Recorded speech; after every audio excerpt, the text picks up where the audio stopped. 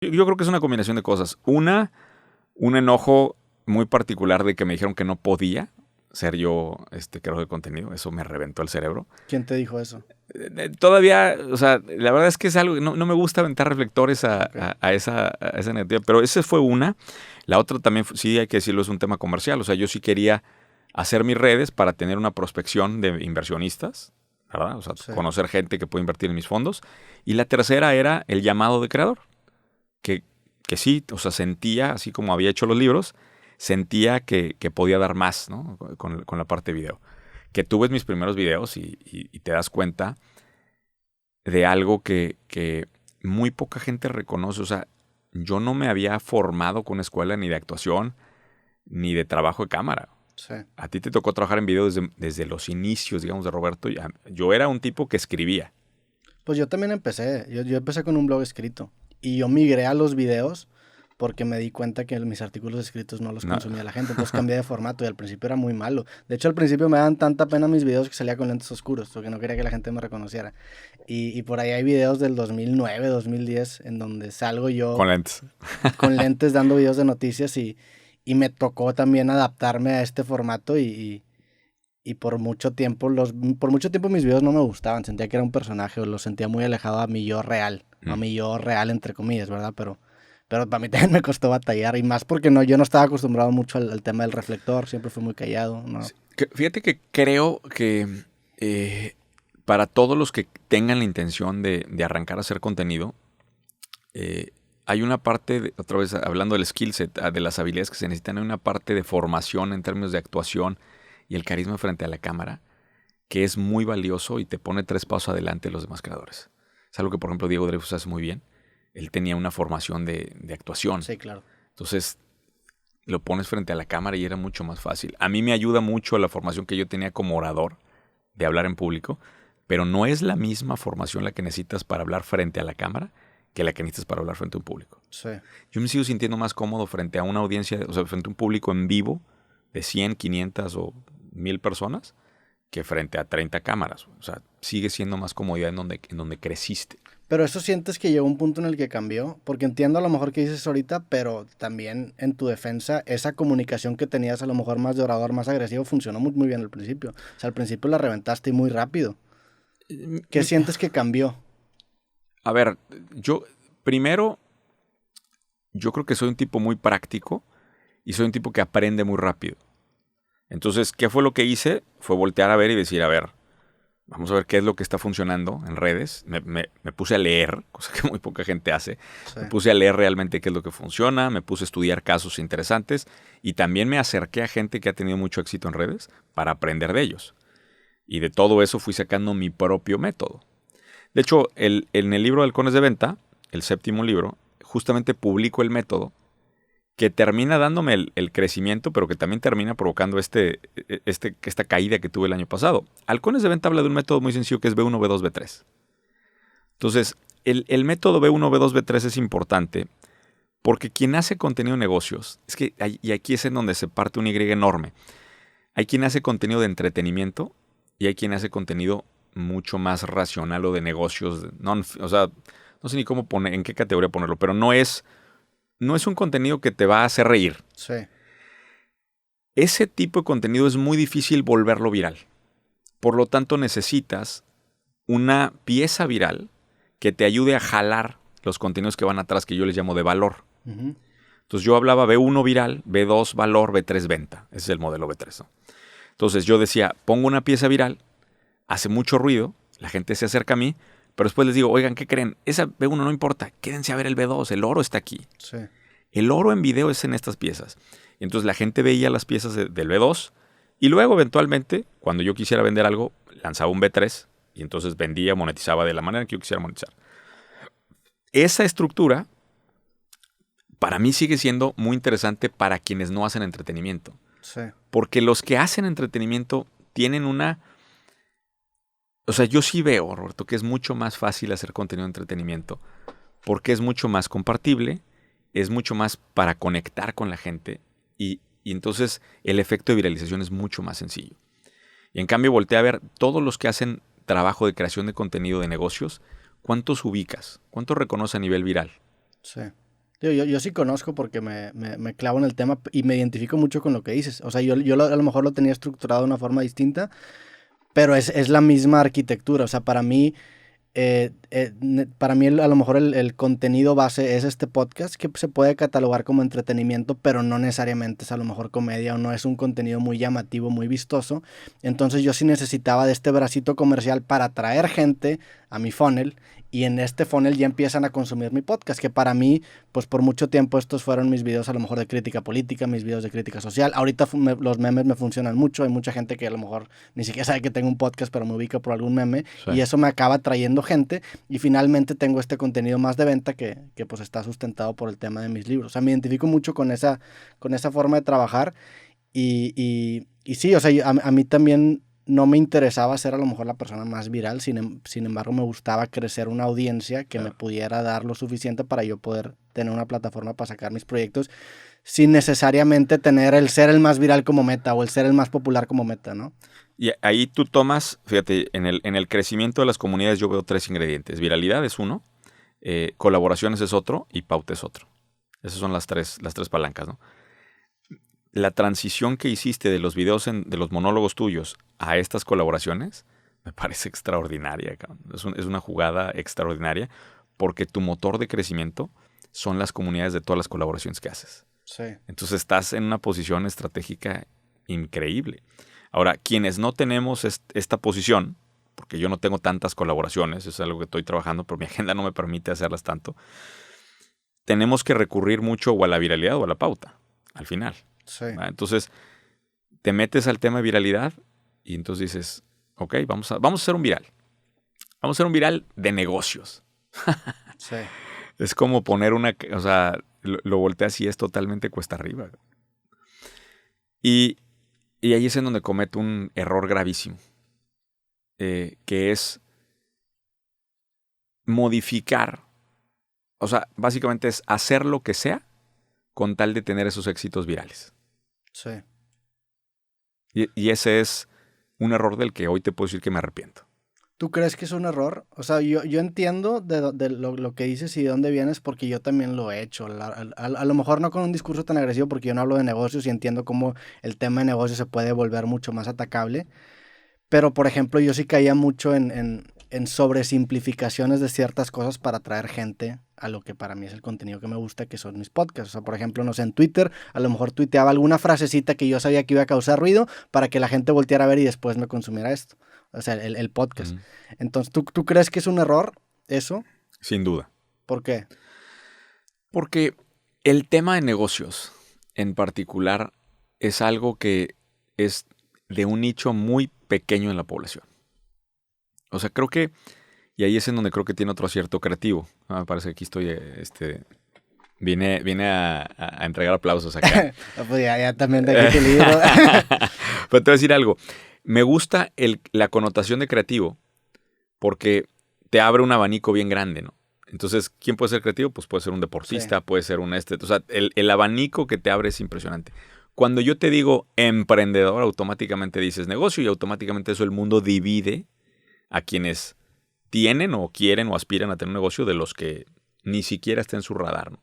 Entonces, yo tengo un producto que es de nicho y al hacerlo viral me salgo de mi tribu, me salgo de quien realmente quiere escuchar este contenido y me voy con gente que no son de la tribu que le interesa el contenido. Sí. Y no solo eso, en un país en donde tienes un problema de inequidad, o sea, un problema de desigualdad económica brutal, en un país que pues ¿cómo puedes hablar de todas estas cosas cuando tienes 40% de los mexicanos viviendo en pobreza, Sí. ¿no? O sea, entonces, en retrospectiva, pues sí es un error.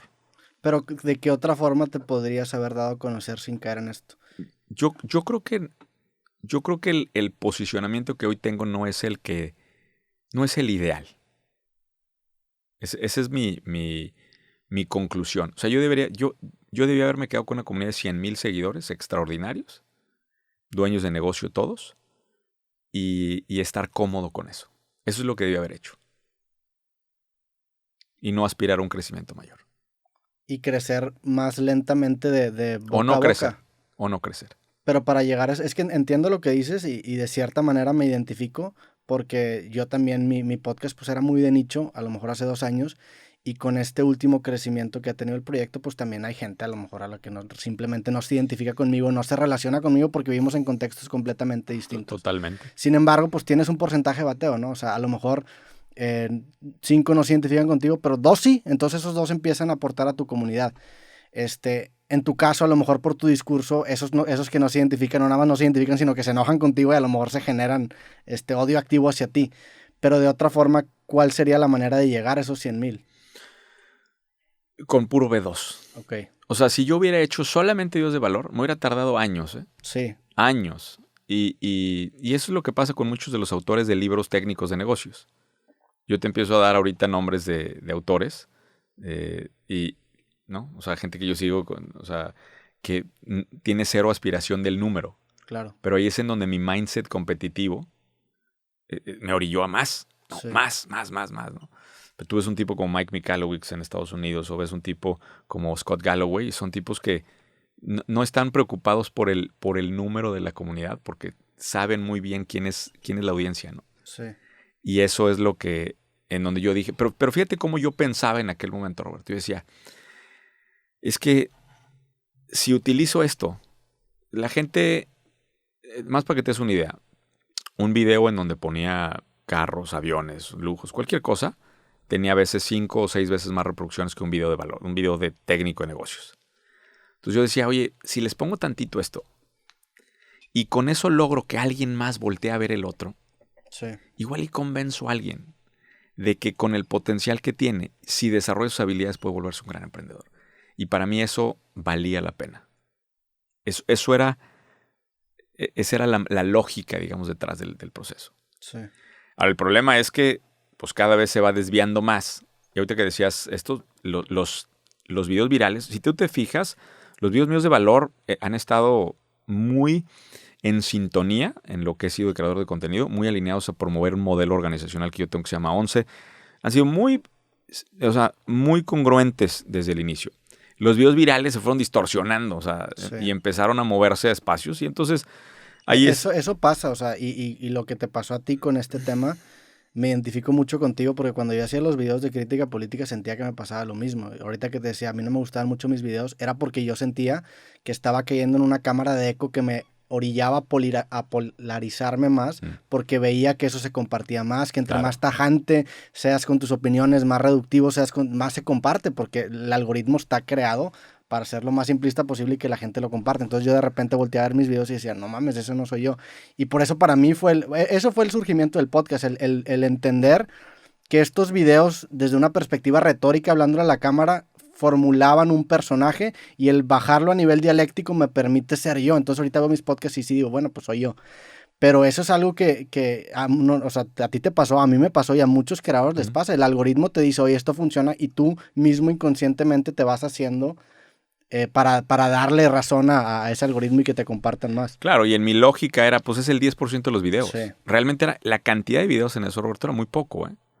Sabíamos intencionalmente que estábamos jugándole al mecánico de algoritmos. Yo en la oficina les digo, vamos a jugar al mecánico de algoritmos, ¿qué es lo que pega? Y eran muy pocos videos. Entonces decías, pues no va a pasar nada. Sí. Son poquitos videos contra lo que estás haciendo atrás. Nosotros llegamos a publicar el año pasado 40 videos diarios. En todas las redes. Sí, en la suma de todo el contenido, pero al día. Sí.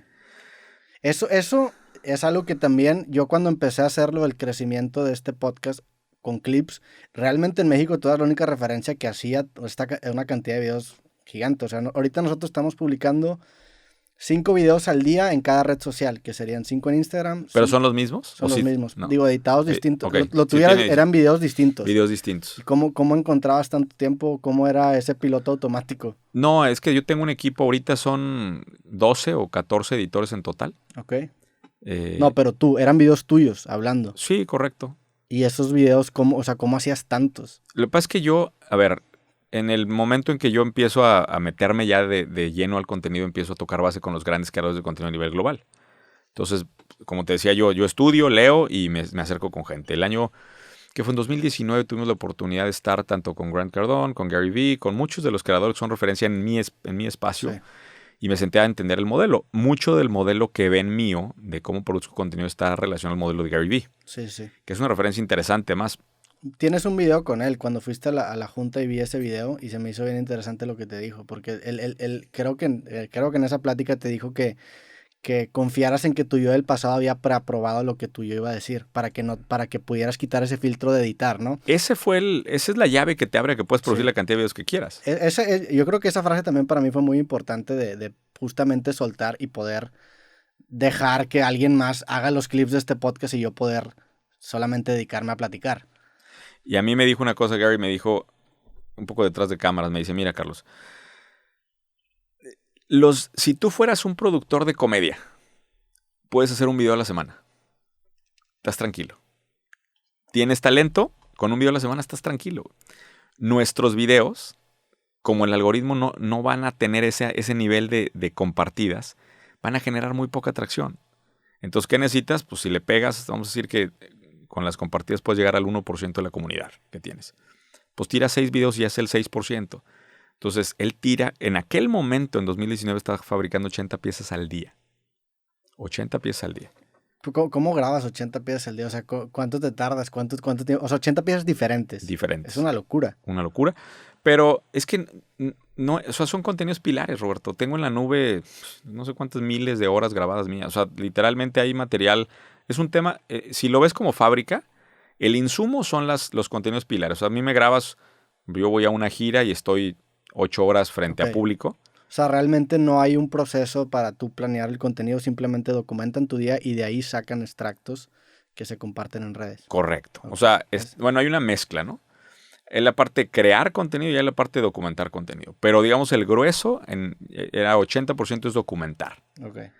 Entonces yo tengo la ventaja de que yo tengo programas en donde tengo una relación de largo plazo con varios empresarios a los que les doy mentoría. Sí. Y a ellos los veo 2 veces al mes en diferentes partes del mundo, ¿no?